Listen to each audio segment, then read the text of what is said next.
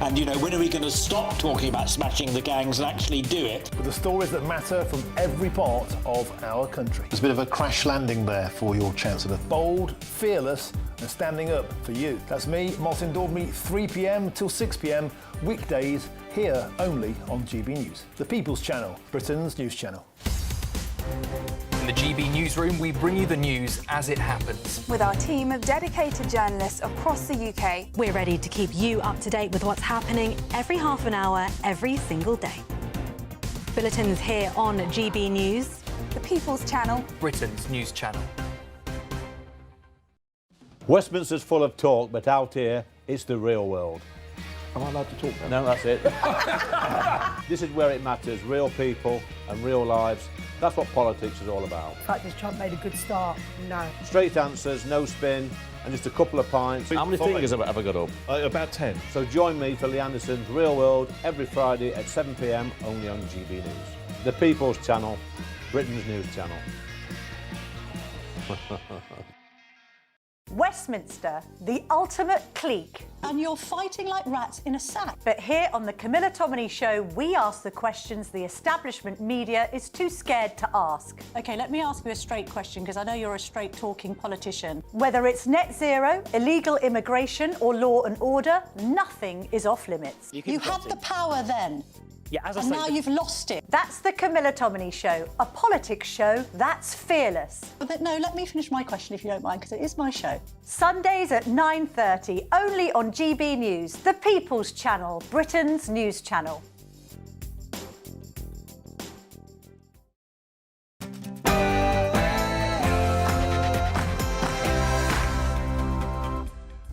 Welcome along to Patrick Christys tonight, late edition, breaking right now. Fix the foundations. Fixing the foundation. To fix the foundations of our economy. Well, did Labour fix the foundations, or as the left-wing newspaper The Independent is reporting, are we facing a growth crisis on the eve of the budget? But there's more. Working people. Working people. Working people. Working people. More money in the pockets of working people. I think not. The latest chapter of the Budget of Doom reveals that Rachel Reeves is coming after your ISAs too. And Of course, we're looking at further measures on tax and spending to make sure that the public finances always add up. well, the Chancellor's anticipated mansion tax has been met with a stark warning. She faces, quotes, a world of trouble. In a moment, we will reveal GB News' You Decide poll with the answer to the question, should Rachel Reeves raise taxes if it gets the economy back on track? And I regret the mistakes that have been made and the impact that has had. I'd like to apologise to the licence fee payer. speaking to MPs this evening, BBC Chairman Samir Shah has apologised to licence fee payers, but also maintained that he did not think Director General Tim Davie should have resigned. And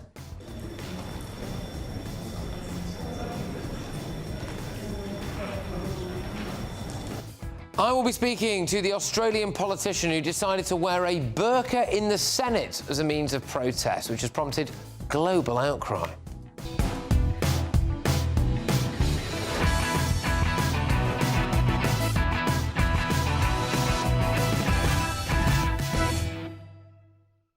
Joining us this evening is broadcasting royalty Christo Foufas. We've got everyone's favourite trade unionist Andy Twelves and GB News contributor and comedian Leo Kirst. But first, let's get those headlines with Sam Francis.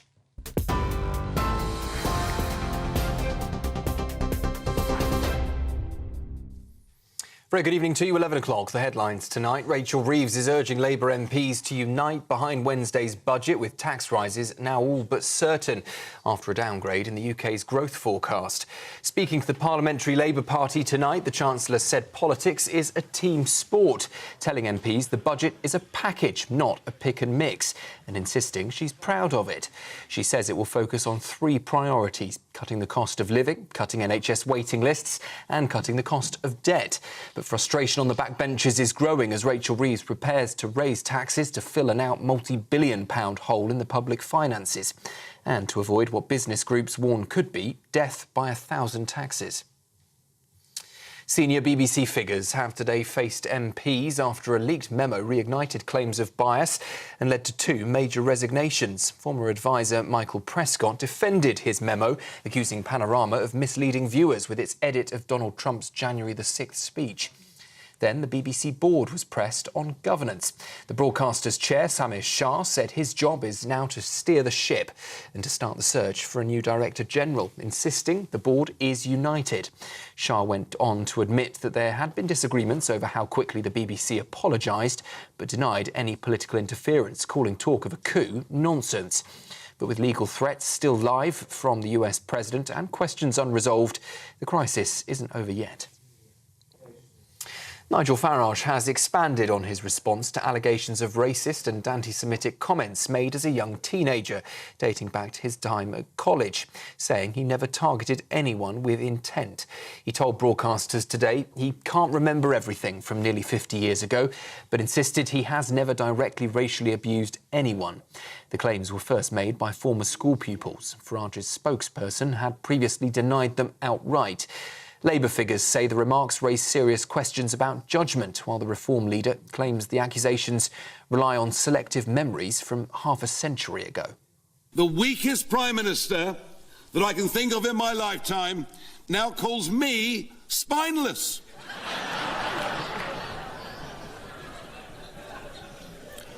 But he does come out with some very serious accusations. He throws the charge of racism at us and at me. Funny, isn't it, according to The Guardian, how some of the people I was at school with 49 years ago seem to have such good memories. And the Princess of Wales has called for the stigma faced by those with addictions to end and for society to show compassion and love to those dependent on drugs or alcohol or gambling. In a message to mark Addiction Awareness Week, the Princess said that society's experience of addiction was shaped by fear, shame and judgment, and urged people to have open conversations and bring the issue out of the shadows. Princess Catherine's a patron of the Forward Trust, a charity supporting recovering addicts that's behind the week-long campaign. Those are the headlines for this evening. Join us again from the newsroom 9:30 tomorrow morning. Now, though, it's over to Patrick. You can now watch GB News live across the United States of America and the world on Truth Plus. Scan the QR code to find out more or visit gbnews.com/truth.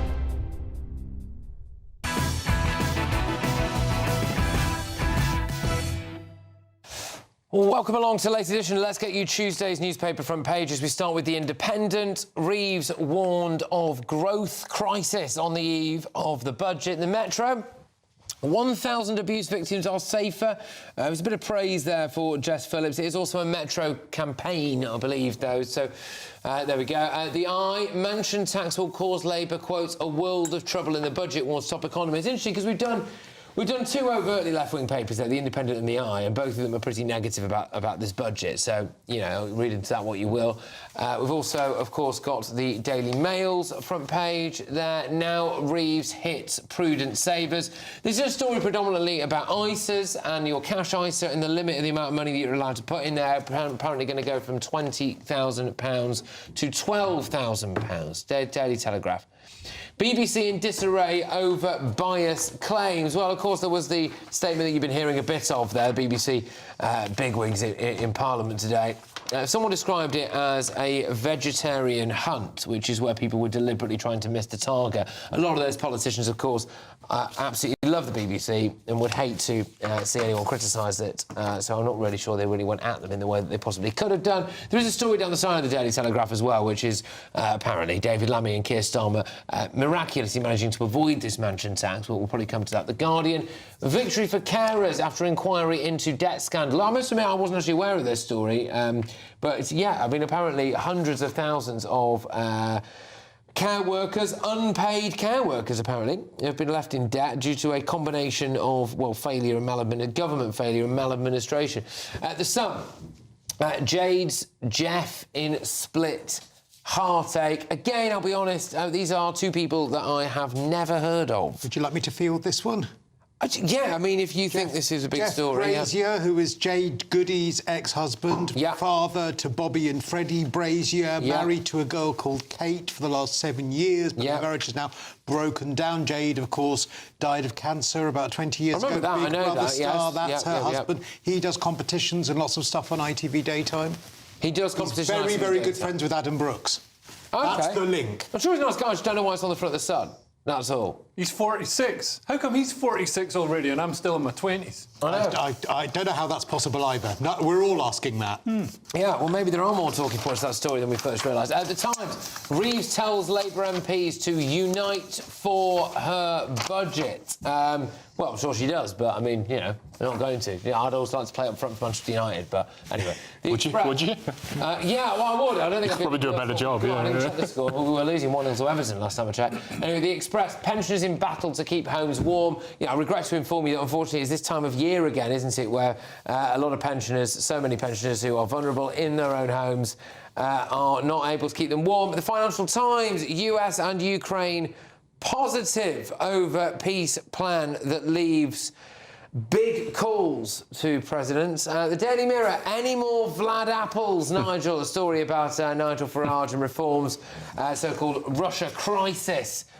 Call to probe other Putin links as race row Farage says that he was never hurtful. So there you go, the Mirror are running with that. Well, look, I think we will start with all things budget-related, because a lot of newspapers are going after it. I mean, Christo, there's an ensemble, especially from the left-wing press, negativity about this upcoming budget for the Independent and the Eye. What do you make of some of the announcements today? A reduction in growth forecasts. That's definitely the Conservatives' fault. It's definitely the fault of Brexit. It's definitely the fault of William the Conqueror as well. Yeah. He was absolutely dreadful for the United Kingdom. Fault of the First World War as well. That caused us a lot of problems. That's why the growth forecast today has gone down, and the Labour Party had no idea of any of those things. No. And so that's why. Of course, growth predictions have gone down. Of course, because we have a government that are completely and utterly inept. You've got... See, unfortunately, it's full of this... And I've said it before, but I'll say it again, this sick form type ideological politics that they want to sort of stick the boot into people that they see as wealthy, not realising that that's the reason that growth is going down. I'm going to even criticise your question tonight. Go on. You know, would you raise taxes to fix the economy? That's like asking, would you punch someone in the face to reduce their bruising? No, because you can't raise taxes massively in order to get growth in the economy. It's a balancing act, because you've got to incentivise people to want to work. You've got to incentivise people to spend on the high street by keeping more of their own money, whereas this lot just want to, you know, stick the knife into who they see as middle class and who they see as people who are doing the right thing, because they want a society full of either the few billionaires that are left or those people who are completely state dependent. Anyone in the middle class who is trying to do well, they want to hammer you. No, I think, to be fair, the Labour government would probably want to go after those billionaires.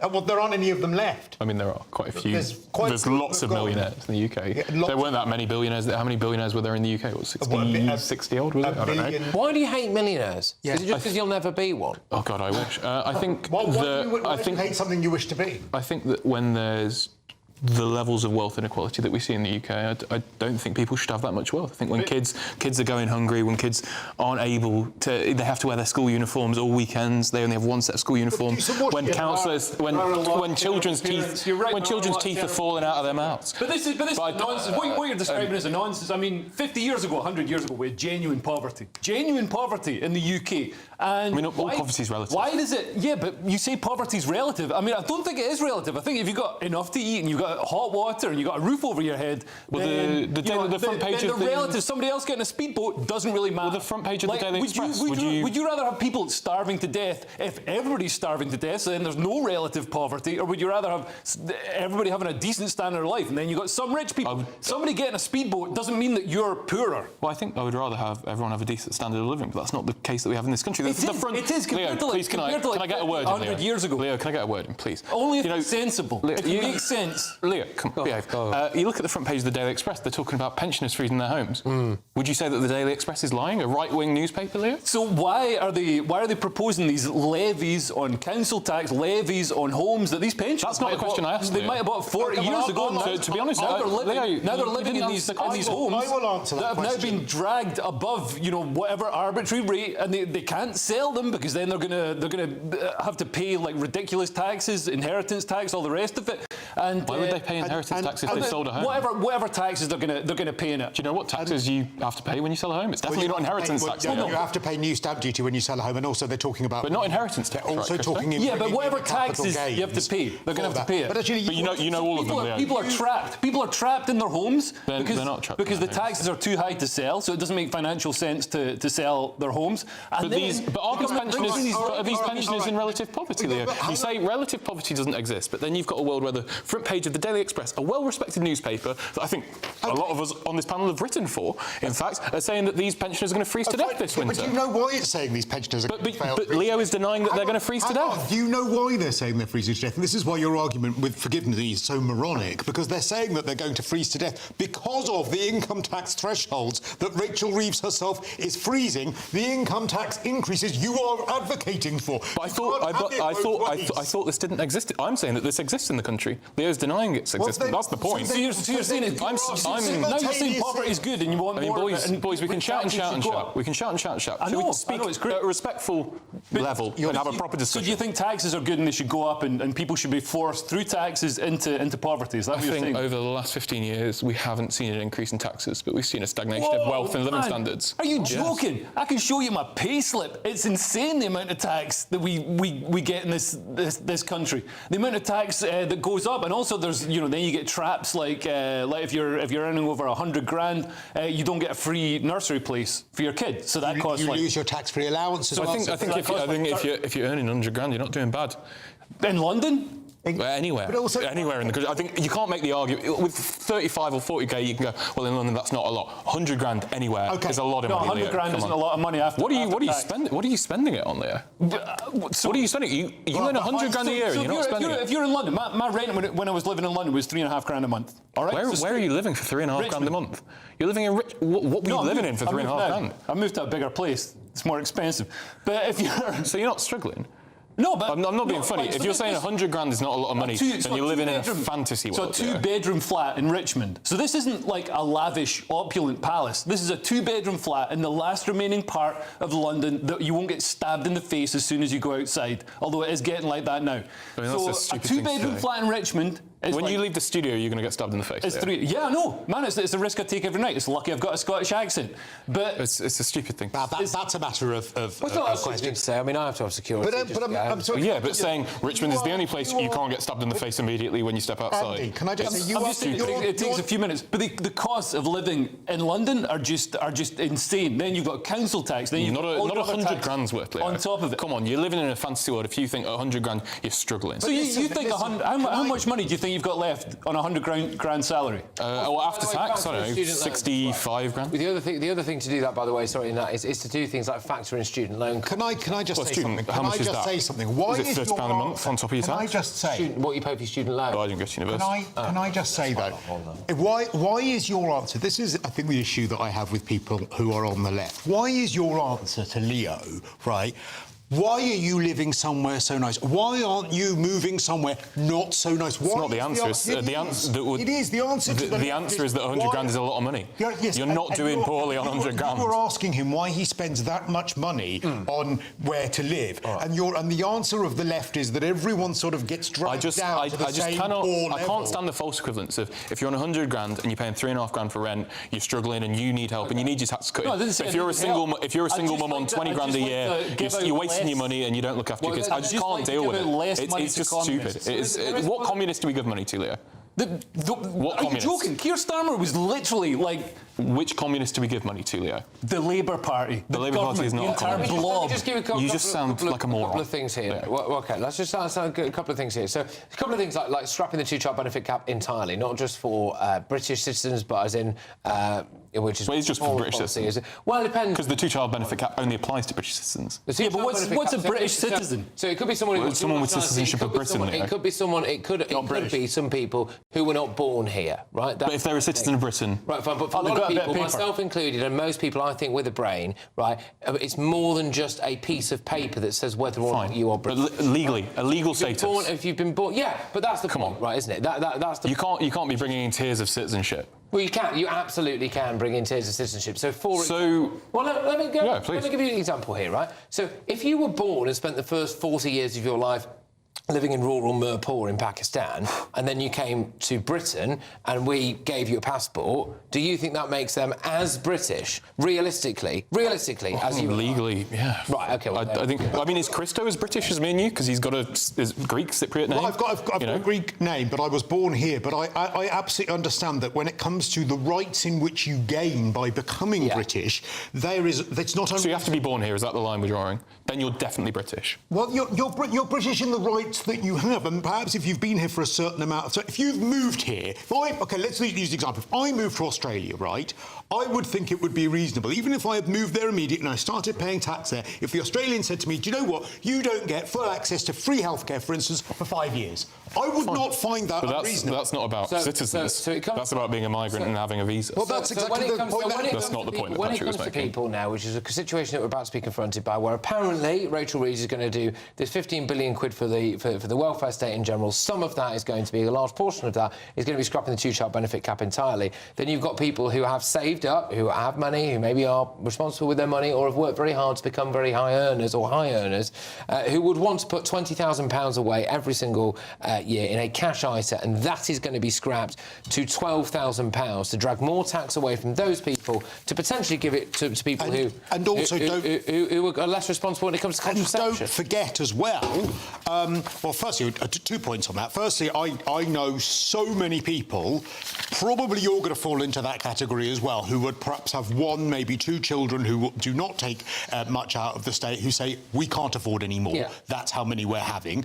But secondly, let's not just concentrate on the cash ISA side of things. This is also, there is a great deal of talk about the pension contributions reducing massively as well, that you can make and deduct as part of your tax. Those are people, it's so short-sighted, those are people who are doing the right thing, paying into a pension so that when they're older they're not going to be a burden on the state. And the state is saying to them now, well, actually, no, we're going to penalise you for doing that so that we can give it to people who perhaps haven't made as responsible decisions. I find it so unbelievable. Well, look, we're going to have a very long time to pick the bones out of this budget. I mean, Wednesday's almost going to be a relief in a kind of morbid sense. I think we should put it off for another 3 months and talk about it for that amount of time. We're going to find out what it is.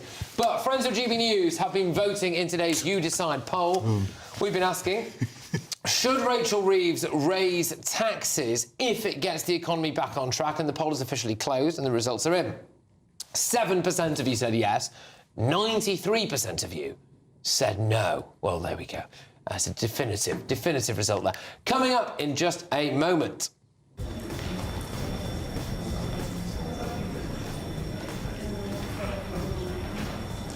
I will be interviewing the Australian senator who decided to wear a burqa in the Senate as an act of protest. Gosh, well, let's find out what she has. Will she have the burqa on? Does anyone want to find out?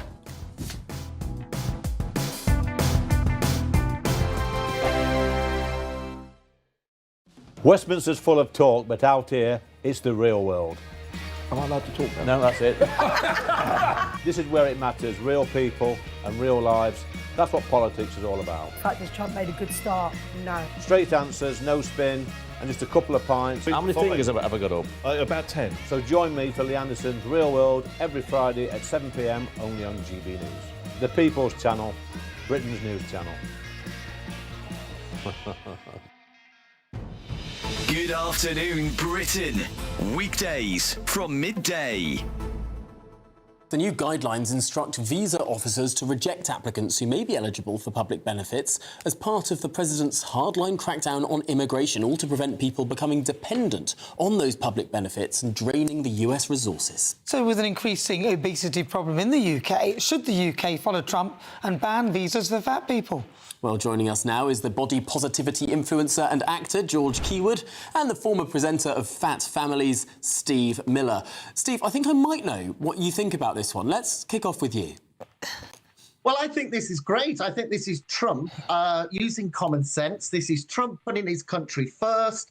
And wouldn't that be a breath of fresh air if we had it in the UK? Of course, you know, by encouraging people that are too fat and have already got medical conditions, serious medical conditions, coming into your country, what I'm saying is, it is a common sense factor, because the likelihood is that they're going to cost your country a lot of money.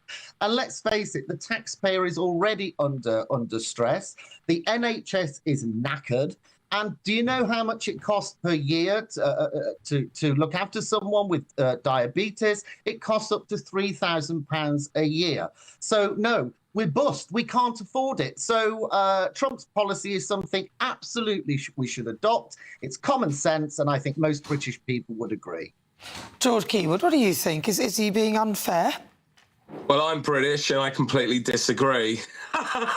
It's absolute nonsense, isn't it? Let's be honest. I mean, Jesus Christ. Are we getting to the point where we're saying that fat people can't go in a country? I mean, it's just absolutely ludicrous. And it's something that I expect for somebody like that to say. GB News, the People's Channel. You want to know what's really going on in the corridors of power? Labour don't know what to do with you half the time, and that makes you quite lethal in the chamber. Get behind the headlines with Chopper's political podcast. Join me, Christopher Hope, as I sit down with the great and the good of British politics. We'll see where this ruling takes us. These are the stories shaping our nation. Chopper's political podcast, available now on all platforms. Listen in and stay ahead.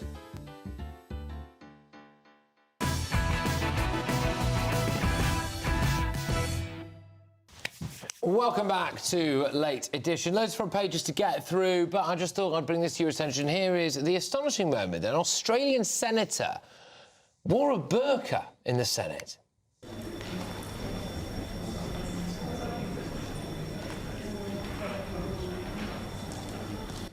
Yeah, so that is Pauline Hanson, although difficult to tell at the time, to be fair. An Australian senator who's been causing a bit of a storm down under. Some jokes write themselves with her bold, headline-grabbing actions around the burqa. Having failed to pass a burqa ban in the Senate with her own bill, she took matters into her own hands and wore the burqa to make a point. But it turns out that isn't the first time she's done it, apparently. She's now being accused by her critics. I mean, this is hilarious, by the way. So just look at the lefty outrage here.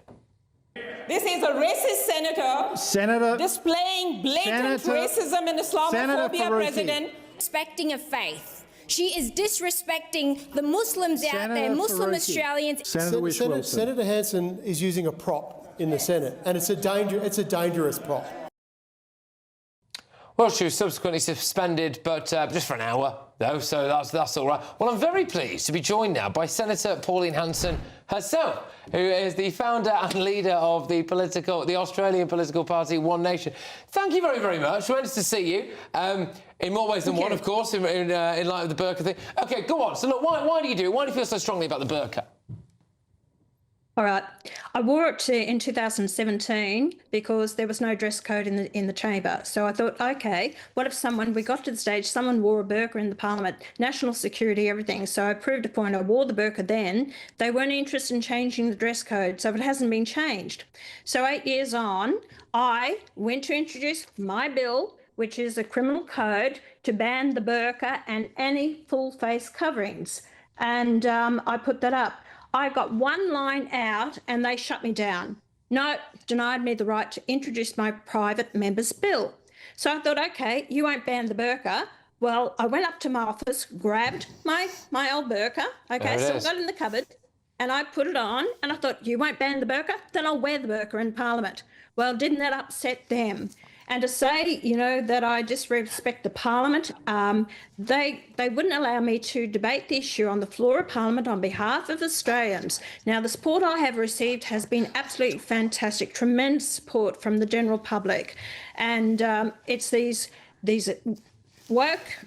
wankers out here that are actually, you know, shutting us down. Okay. We can't have the debate. If they actually wanted to debate the issue with me, allow me to introduce the bill, debate it, and then go to the vote. They wouldn't allow me to. Our democracy is gone. Look, it's late in the evening here, and you know, I'm assuming that everyone watching is an adult. Just a little apology for some off-colour language there, but hey, emotions are running high over this very important issue, aren't they? Can I just say, yeah, I'm sorry, I do apologise. I withdraw that I've offended anyone. Honestly, I don't think anyone's going to be offended. It's fine. So why does it matter so much to you? So, you know, a lot of people will be saying it's huge issues out there. You know, we've got a lot in common, our two great countries. I have a huge amount of respect for the Australians. And, you know, I do hope that is reciprocated. You know, tremendous allies, shared history, all of that stuff. But why does this issue matter so much to you? I have been on about the radicalisation, what's happening with Islam and the way it's infiltrating the tentacles in countries around the world. And I see it's changing. There's parts of Australia and western suburbs of Sydney that you can't even go there. One of my staffers went there into a shop and was asked, "Where's your husband?" Or you see women that are completely covered up. There's no job prospect. It's about women's rights as well. A lot of these women are forced to wear the burqa purely based on it's controlled by the men. They want to suppress women, control women. And yet you have these same politicians who are out there fighting for the rights of women. Where's the rights of women that men are forcing them to wear the burqa? There's a case here in Australia. A woman was telling me, she said, I was observing this woman in the burqa with an 11-year-old boy child. Because that woman was showing some ankle, the boy was then saying to his mother, he was going to tell his father that she was showing some ankle, and the mother was just distressed over it. This is how bad, you know, it's getting to the stage in Australia. I see what's happened to Britain over the years, also France and Canada as well. I do not want that to happen to my country. And we're at a stage now, we've got 4% of Muslims, about 1 million. You have a lot more in Britain, and France is lost, completely forgotten. You can't ridicule, you can't say anything. I'm not opposing the faith. I respect people's opinion to have, you know, their faith. But with Islam, it's not just about the faith, it's politics that then infiltrates into our system. And in parts of Australia, we're now seeing Sharia law. What I learned about Britain, you've got over 1,000 Sharia law courts. You've got parts of Britain... It's about 850, I think. I think we're the Western capital for Sharia courts by the last count. Yeah. Oh, sorry, 85 Sharia courts, not 150, I want to actually have my say now, so it doesn't get to that point in Australia. I value our culture, our way of life, and I've always advocated people to be treated equally the same. My bill also said to ban full face coverings. We now have protest rallies on the streets. We've got people in full balaclavas. We've got Nazis that want to wear it. We've got people, you know, crimes that are happening because of wearing these full face coverings. Let's do. Well, when people look, because obviously you then got a verbal bashing by some of the you've just seen us place some of those clips out there. People are just saying it's open racism, right? That's what they said. You know, how would you respond to that? You know, they've got nothing else to throw at me. If you really had a debate, then let me put up the bill and then debate it on the floor of Parliament why I'm wrong. But they've got to throw out Islamophobic, you're racist. I've copped that for years all the time, where I call for equality for all Australians. And disrespectful to the chamber. No, I wasn't. I was denied the right to even speak to it. They allowed everyone else to speak. They did not allow me to respond to the allegations made against me. They would not allow my members of Parliament to speak to it. They put it to a vote. The President said, no, I've ruled, you know, you'll suspend it from Parliament for the rest of the day. The due process was not followed. I'm denied that. And this is our democracy. This is the heart. And I have a right as an elected member of Parliament. Let the people judge me. I'm not going to let these people here who have their own agenda tell me what to do. Well, Senator Pauline Hanson, thank you very much. It was really, really interesting to have you on, so I do appreciate you coming on as well as the founder and leader of the Australian political party One Nation. Well, I mean, there's quite a lot to unpack there, really, isn't there? I mean, Andy, what do you make of that? I thought her Soviet-style portrait behind her was certainly something. This is a woman who's got a grip on the facts, clearly over 1,000 Sharia courts. Yes. But only 85. Very good, Senator Hanson. Do you know what? Probably been a couple of years since we've counted, but quite the uptake. Do you know what population of... She represents Queensland in Australia. Do you know what population of Queensland identify as Muslim? No. 1.2%. That's actually gone down since the last... In 2021, 1.2%. The previous census in 2016, it was 1.4%, so it's actually gone down. But do you not think she might have seen what's happened in Europe and what's happening in Britain and be alarmed about the discohesion? I do not think that woman has a grip on reality. She did it in 2017 when... She calls it burqa. It's not even a burqa, it's a niqab. She's got the wrong terminology. Why has she got to learn the right terminology for an alien headdress? Well, she's just a bit of a mug, really. She tried it in 2017. It wasn't funny. It was weird when she did it. She wasn't really making a point. I don't think she tried it again in 2024. No one really knows what the point was. I mean, well done. She probably got a couple of applauses. I hate to be pedantic about Islamic headdress here. I'm sure you do. I am being told reliably that it is in fact a burqa. Is it? Not the niqab. Well, we'll need to go to an independent fact checker. Yeah, well, we could take it to a Sharia court, actually. We shall.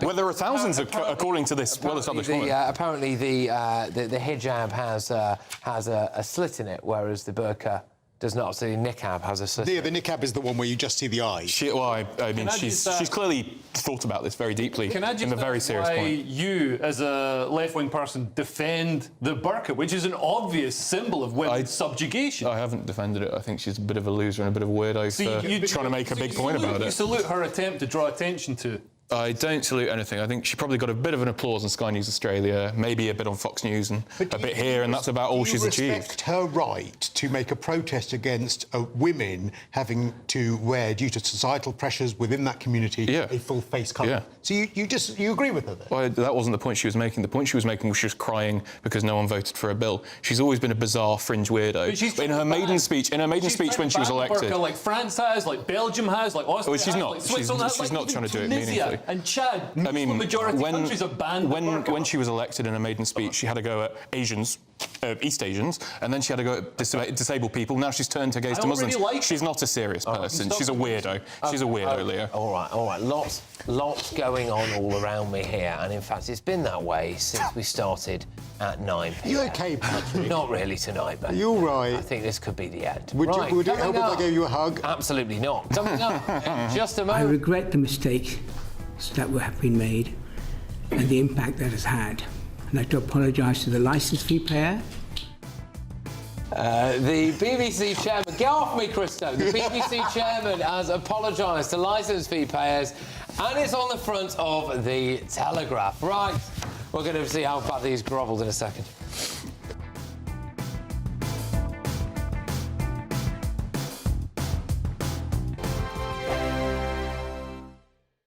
Good evening. Welcome to your latest weather update from the Met Office here on GB News. Temperatures falling away a bit overnight. It'll be a chilly day again tomorrow, but many of us will see some late autumn sunshine and the winds will be a little bit lighter. We've seen a brisk wind today thanks to this area of low pressure. It's slowly pulling away, but it's still providing quite a few showers across northeast Scotland, northeast England, down to East Anglia. And we're seeing a few more showers now coming into West Wales, Cornwall and across Northern Ireland. In between those showery zones, many places dry with lengthy clear spells, and as the winds ease, temperatures dropping down close to freezing. There will, in fact, be a frost over parts of western Scotland and northwest England. Now, the showers across the northeast will gradually fade as we go through tonight, and so a much drier day here. Can't completely rule them out, certainly first thing, but overall a much drier day in Aberdeenshire compared to today. For western and central Scotland, a cold and for many frosty start. For Northern Ireland, the odd shower early on, but again they should be fading through the day.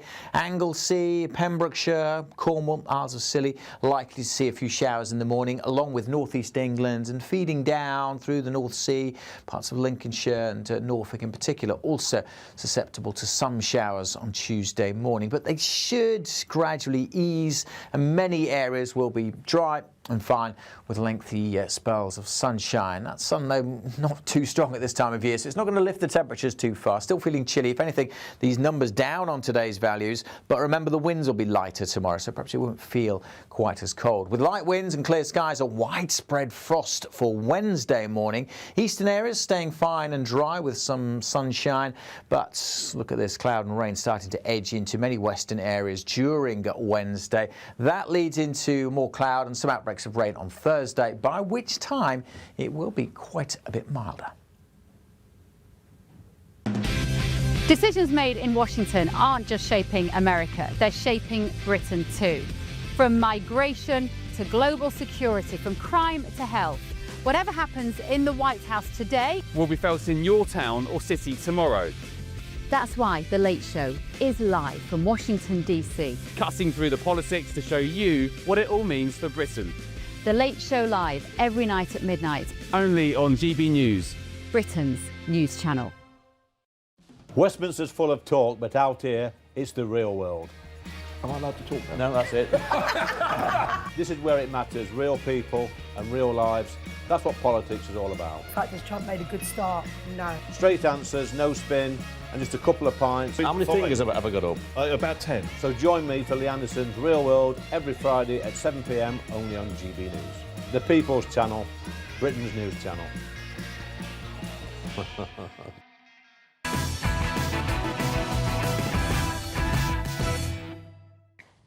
Welcome back to Late Edition. Well, there's lots to get to. Of course, the Daily Telegraph's front page is all about the BBC. They are saying that it was a bit of a grovelling apology from the BBC earlier today. Wasn't there? If might be able to actually bring that front page up. That would be absolutely lovely. So there we go. Yes, the Daily Telegraph, of course, is going off that the BBC is in disarray over bias claims. Board members reveal sharp differences of opinion as chairman insists he will not quit. So, yeah, what do we make of what's going on at the BBC? I mean, I love the subtlety. Board members reveal a sharp difference of opinion. Do you think so? Disarray over some bias claims. The problem is, though, that what they'll do, and I say this as someone who quite likes the BBC, but what they'll do is they'll all talk about this for ages. It will be sent around to thousands of people that work at the BBC, and they'll all talk about it some more, and they'll probably do another report, and then absolutely nothing will change at all going forward. We only ended up with Tim Davie because of the last scandal that someone was sacked from, and he was being brought in to sort it all out. I think that every single few years, it's cyclical. Every few years, there's a scandal, new guy comes in, says he'll sort it all out, nothing changes, it happens again. Absolutely. We'll return to talk about it. I know someone who might want to get stuck into it, though, as well, and it's Bev Turner, who is stateside for us for The Late Show Live. Bev, so, yes, there's lots to go. What will you be covering this evening? That, Patrick, at the top of the show, we're going to be talking about that. I mean, it was an opportunity for them, wasn't it, to explain a little bit about whether they have been reflecting on their ideological position. And of course, Mr. Prescott, Michael Prescott, was there, the guy who authored this report, which sort of raised this awareness. And he was asked if he thought Trump's reputation might be tarnished, and he said probably not. And then, in that way that people at the BBC just do so often, he said, I can't think of anything that I agree with Donald Trump on. And you just think, well, that surely is a demonstration of your explicit dislike of this man and therefore your bias. Because to say I can't think of anything I agree with Donald Trump on, most people can find something that they agree with people on, even if you are poles apart on various things. It's just an extraordinary statement to say. Yes, a great example. So when Mamdani was in the Oval Office with President Trump, was it whenever that was, this week, last week? I don't know what day it is, Patrick. Yeah, I'm very jet lagged tonight. Friday. You know, they basically sat there and said, on Friday, thank you, and said, look, we disagree on a lot. And they accepted that they'd thrown political mud in each direction at each other. But they both said, but what we care about is New York City being a successful town for people to go and live in, and a successful city, and we agree on that. So, you know, I love that. It's kind of like that about America, though. People will say, look, we disagree on this, but we're going to be friends at the end of the day, and we're not very good at that in the UK.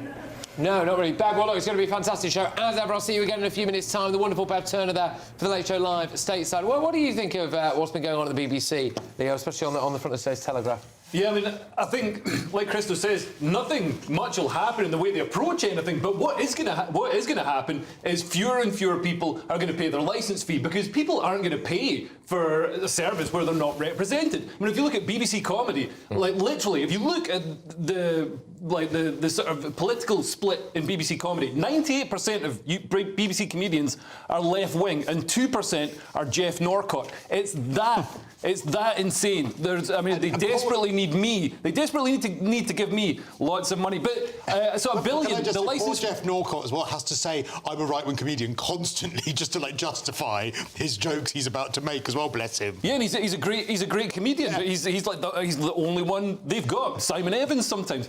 So the licence fee was £1 billion short last year. So the BBC have been sending out millions of patrol officers to knock on people's doors to see if they've got a TV licence. Imagine having to get a licence for your TV. Are they going to do that for dishwashers, like toasters? Going to get chased down the street because I don't have a licence for my fridge? And the logic is as well that you'd have a licence for your dishwasher even if you only wash up. Yeah. You'd still have to have the licence for your dishwasher. You got any sort of soap in the house? You'd still have to have the licence. That dishwasher could be unplugged, never used, but you still need the licence for it. It doesn't make any sense. And they're going to be hoisted by their own petard, because at some point they're going to have to go, right, we need to think of a new funding model. I don't even mind. I've always said this. I don't mind a basic BBC coming out of general taxation, like their news, and so you just take the whole licence fee out of it, and then anything above that, so BBC One, news, radio, basic website, take that out of an amount of general taxation, and then the rest, all of its subscription. iPlayer, BBC 3, BBC 4. Why should you be able to, for free, look up recipes or look up, GCSE bite size? That should be part of a subscription. Yeah, and the one thing they did really well, or do really well, is the World Service, and that's the thing I used to listen to driving back from gigs and stuff, and that's the first bit that got cut. Yeah. And that was such a great thing, projecting British values, projecting democracy around the world, and giving us really sort of in-depth investigations into things, like the Boko Haram in Nigeria, the horrible atrocities they're committing against Christian girls and stuff like that you don't really hear anywhere else. And that was the first bit that was cut. Why are they trying to do entertainment instead of doing, things like that aren't done anywhere else? Local. The whole point is that there's so little money in commercial local radio that it is absolutely on the BBC to do that. But you're quite right. The first time they got the opportunity, they still kept sort of a lot of local stations having hundreds and hundreds of staff behind the scenes, but on air they took them away from the local hubs and made them sort of centralised national shows, which completely defeats the object of it being local, whereas every region needs a local radio station. So that is what should come out of general taxation. Yeah, I agree. I think the BBC, particularly on the local radio point, so many phenomenal local journalists that have been cut over the last couple of years. I think it is really sad, and hopefully, I don't want to be the optimist in all of this. I do hope that this does prompt the BBC to reorganise and actually have a rethink about the way it fundamentally operates. You want it to be more right-wing? I don't. I want it to be more local. I think, with the kind of journalism that you see through Reach PLC, who have bought up lots of local newspaper or former local newspapers and turned them into Nottinghamshire Live or Derbyshire Live or whatever, I would really like to see. I mean, you see some great independent local journalism from the Manchester Mail and the Londoner and other sites like that. I would love to see the BBC return that kind of fire of local journalism. I think that would be really nice. It's actually a very, very, very bad situation for a lot of local areas, and people might not realise it, but it is when your local press, it just doesn't exist, or you're literally just relying on one bloke who's paid 12 grand a year to go. They can't go to. It sounds ridiculous. Well, it shouldn't sound ridiculous actually. Going to local town planning meetings, is like a bit dry a lot of the time, but then that is when you find out that something awful is about to happen to your local area before it gets voted on and passed, and then there's nothing you can do about it. And it's only local journalists that can go out and find that stuff, because no one else got the time for it, have they? So anyway, that's me off my soapbox. Well, there's a bit more to come. Some stories inside the front pages as well. The latest developments in the plot to oust Sir Keir Starmer. I'll find out what it is. I forecast a perfect holiday in the sun. Weather looking good then? For sure, and no worries about our travel insurance. All Clear Travel Insurance sponsors GB News Travel Destinations Forecast. Well, there's further spells of heavy rain and thunderstorms across western parts of the Balkans and Italy, with snow in the Alps, but plenty of sunshine across the Canary Islands and more so into Portugal and Spain as we go through Tuesday. And like I said, heavy spells of rain and snow across the Alps, but the main focus across Italy and western parts of the Balkans, heavy spells of rain and thunderstorms. Best of the sunshine really confined to Spain as well as we go through the week, highs of up to 23 degrees. All Clear Travel Insurance sponsors GB News Travel Destinations Forecast. Britain's economy is at a crossroads. And this budget day, every decision counts. From taxes and rent to the cost of living. Whatever the outcome, the GB News family will be there with expert analysis breaking down what it means for you. Budget day, all day Wednesday. Only here on the People's Channel. Britain's news channel. Westminster's full of talk, but out here, it's the real world. Am I allowed to talk now? No, that's it. This is where it matters, real people and real lives.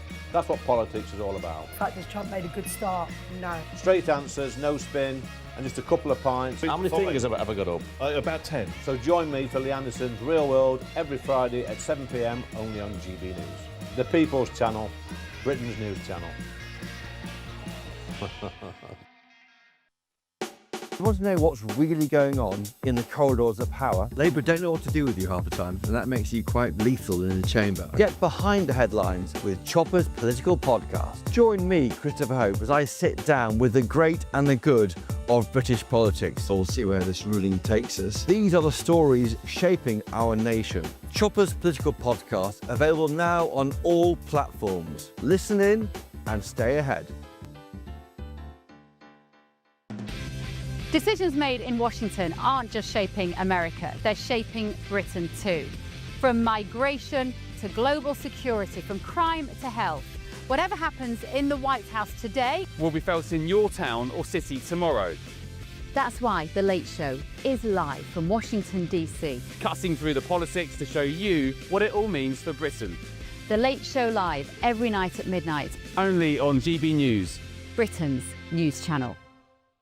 Hi, I'm Michelle Dewberry, and my show is your opportunity to cut through all the noise and dive in headfirst to some robust debates. Ideas clash. Situation, no, isn't it? No, because the failure is you're deliberately avoiding my point. Nothing's held back. And if you think this is the end of it, wait for more. And we do not shy away from the difficult stuff. Sometimes I want to shake people and say, if only you understood. So join me on Dewbs & Co. weeknights at 6 p.m. only on GB News, Britain's news channel. 5 hosts, 5 opinions, 5 fearless debates, 5 unfiltered takes on the day's news. 5 reasons not to be anywhere else on Saturday night. This is the Saturday 5. You got me.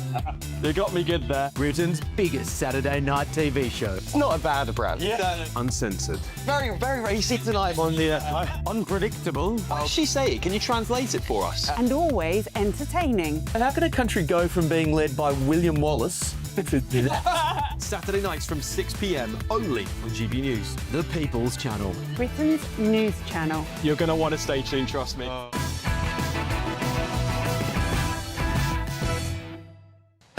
OK, welcome back. So, the Financial Times are reporting City pressed to praise Reeves's budget as lenders win reprieve from tax rises. Christo, you spotted this one. So what's this? They're being told... I just think it's hilarious that banks have been asked to make prominent public endorsements of the budget this week because she's prepared, as you know, to make these massive tax rises. So basically, Treasury officials have gone to lenders and said, look, can you praise these policies, please? Please, will you praise these policies? So we found out over the weekend that anyone that disagrees with what Rachel Reeves has got to say is misogynists and they're all mansplainers. Now we're being told that they're begging banks beforehand to try and praise these tax rises. I actually think it's starting to get a bit tragic.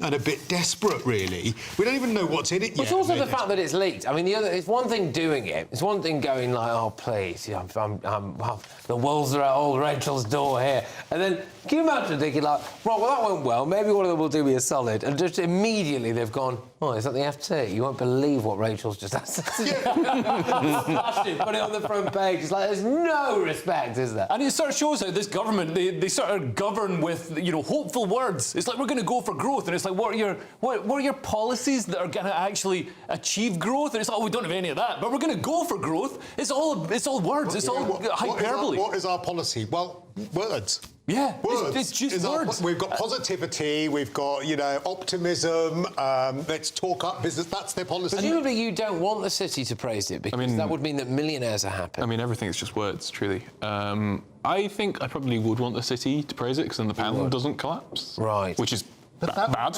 I'm told. That would mean that the narrative that millionaires are happy, and you hate happy millionaires because they are making everyone else poorer. The only way that everyone else can be richer is if millionaires are poor. You've hit the nail on the head there, Comrade Christo. No, I think welcoming investment is pretty good, to be honest. I think we should do more of that. I think investment in the UK is only positive for British workers, so I wouldn't lose any sleep if the city are praising it. As long as the other people. Well, I don't think it's mad that in an age of hypersensitive markets, we ask the people who are doing the signalling to maybe not be bumholes. I just can't believe there's still people out there willing to lend Britain money. Like Britain raised like 68 billion at a bond sale this week, and it's like, who are these people being like, yeah, Britain looks like a safe bet. This country looks like it can pay me back in 20 years. It's like, are you nuts? Well, we got right. Okay, I just want to finish with something completely different, and here is a truly surreal inside story from The Telegraph. An unemployed Italian man has been accused of dressing up as his dead mother, complete with lipstick and a pearl necklace, to fraudulently claim her pension in a bizarre case that has been dubbed the Mrs. Doubtfire scandal. The 56-year-old man, an unemployed nurse from the northern city of Mantua, managed to pocket thousands of euros before his ruse was exposed, according to reports in Italy's Corriere della Sera newspaper. Thank you. Making the case all the more macabre is the fact that he allegedly concealed his mother's body at home and kept it for so long that it eventually became mummified. Graziella Dell'Oglio died about 3 years ago at the age of 82. Not only did her son not officially report her death, he wrapped her body in a bedsheet, stuffed it into a sleeping bag and hid it in his house. He then set out to masquerade as her, renewing her identity card and obviously, as we've said there, claiming all the benefits. I mean, Leo, that guy's earned every penny. Come on. I mean, I think if you go to that length and he's kept the body mummified, that's, I mean, come on, that's a lot of effort. Did he kill her?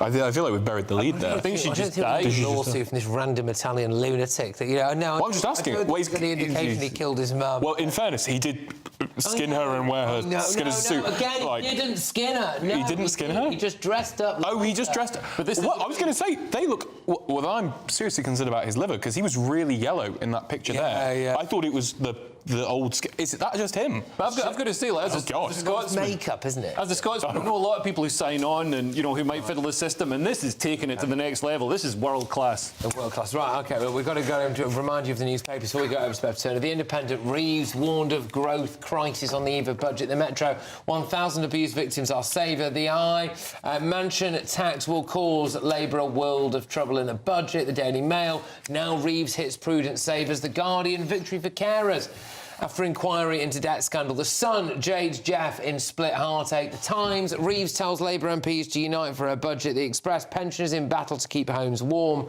Daily Mirror, any more Vlad Apple's Nigel? Right, there we go. Thank you very much to our wonderful panel. Let's take you over to the United States of America now, where our very own Bev Turner is going to be hosting and presenting The Late Show live with a full bingo card of excellent topics. Bev, over to you.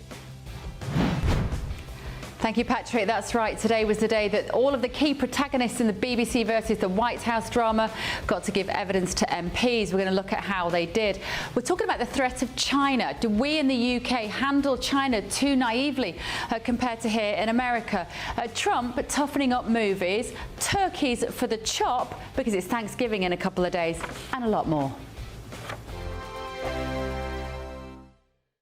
It's the final week to see how you can enjoy Christmas on us. First, we'll give you an incredible £30,000 in tax-free cash. Then we'll give you a further £10,000 cash to spend on all your Christmas presents, even the tree. Christmas lunch, that's on us too, with £1,000 in shopping vouchers to spend at your favourite supermarket. Finally, a GB News Christmas goodie bag. For another chance to win, text WIN to 63225. One entry costs £2.50 plus one standard network rate message. Or text BONUS to 63225. 5 entries cost £5 plus one standard network rate message. Go to gbnews.com/win. Entries start at £2.50. Call 0903 686 3232. Calls cost £2.50 plus your network access charge. Or post your name and number to GB17 PO Box 8690 Derby DE1 9TT. UK only. Entrance must be 18 or over. Lines close at 4 p.m. on the 28th of November. Please check the closing time if listening or watching on demand. Good luck. Westminster's full of talk, but out here, it's the real world. Am I allowed to talk now? No, that's it. This is where it matters. Real people and real lives. That's what politics is all about. The fact is Trump made a good start. No. Straight answers, no spin, and just a couple of pints. How many fingers have I ever got up? About 10. So join me for Lee Anderson's Real World every Friday at 7 p.m. only on GB News. The People's Channel, Britain's news channel.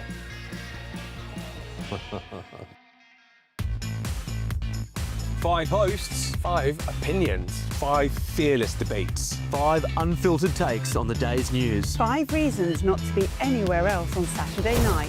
This is the Saturday 5. You got me good there. Britain's biggest Saturday night TV show. It's not a bad brand. Yeah. Uncensored. Very, very racy tonight. On the unpredictable. What does she say? Can you translate it for us? And always entertaining. And how can a country go from being led by William Wallace Saturday nights from 6 p.m. only on GB News. The People's Channel. Britain's news channel. You're going to want to stay tuned, trust me. Decisions made in Washington aren't just shaping America, they're shaping Britain too.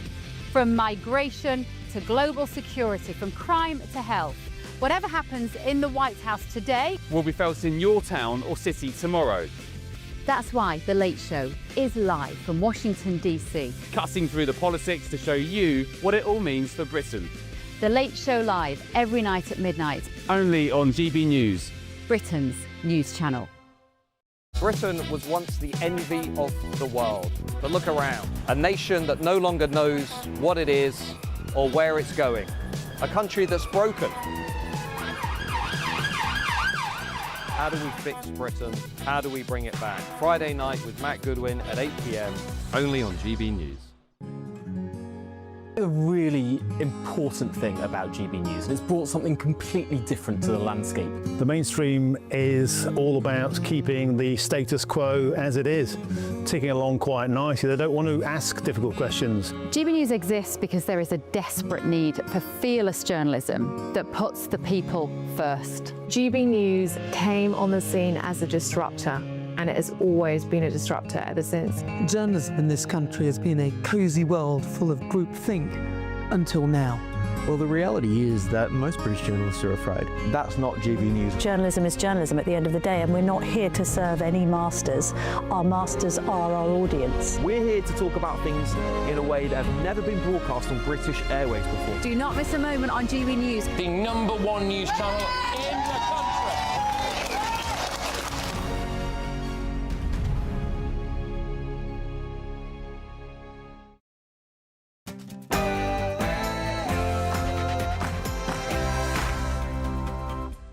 All right, well, that's it from me here in Paddington. Let's take you over to Washington, D.C. for The Late Show Live with the one and only Bev Turner. Bev, what's on the agenda?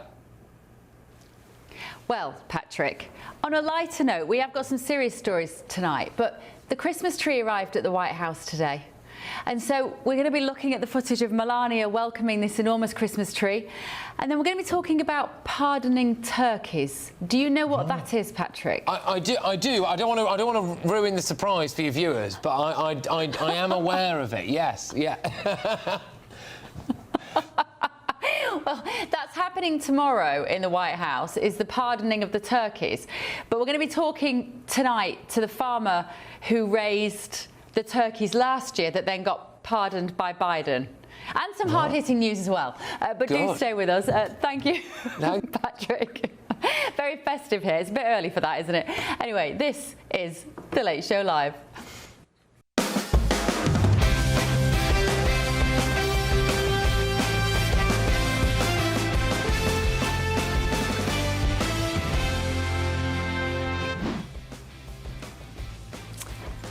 Welcome to The Late Show Live tonight with me, Bev Turner. So, this is what we've got coming up tonight.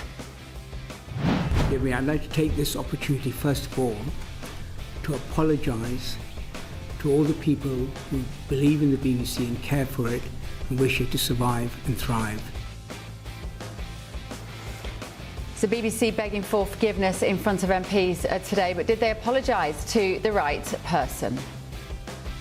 I'm not looking to get into lawsuits, but I think I have an obligation to do it. This was so egregious.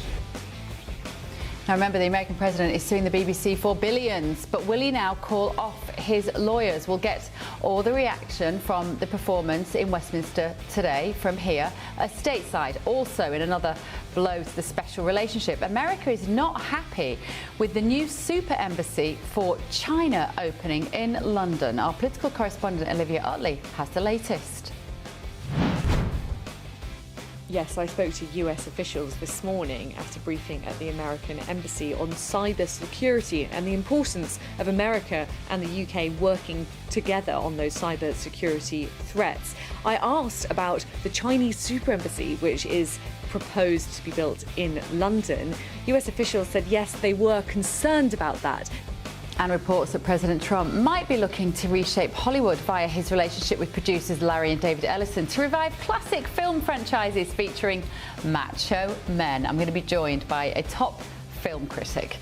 We're going to be cracking open tomorrow's front pages, hour before the ink is dry, and breaking the news before it becomes news. We are live, of course, in Washington, D.C., just yards from the White House, bringing you the stories that America is talking about and that matter to Britain too, including this. Nonetheless, I'm happy to announce you all, please welcome them, Gobble and Waddle.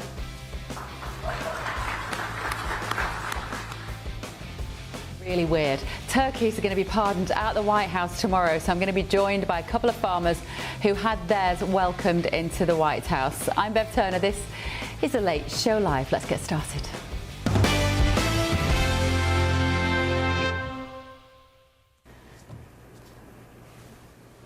So, very good evening to you. Another embarrassing display by the BBC today. Chairman Samir Shah was grilled by MPs as he desperately tried to defend the corporation.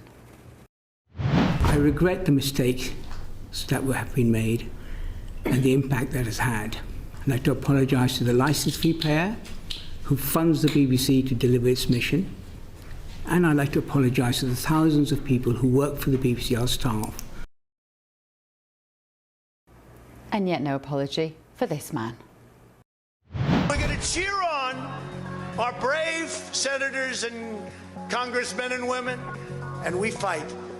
We fight like hell. We're going to cheer on our brave senators and congressmen and women, and we're probably not going to be cheering so much for some of them. Couldn't even bring himself to say sorry to the president, who of course is the reason why he was dragged to Parliament in the first place. In fact, he seemed to totally misread the room.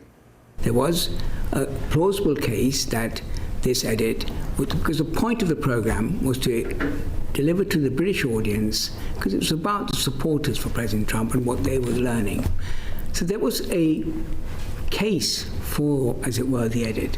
This was discussed and debated, and there was... In fact, they rubbed salt into the wound of President Trump by Michael Prescott, the former BBC advisor whose dossier exposed this whole saga, when he said this. Do you agree that Donald Trump's reputation has been tarnished by this documentary? Probably not. You don't agree with him? Thank you. Caroline, all I can say is I can't think of anything I agree with Donald Trump on.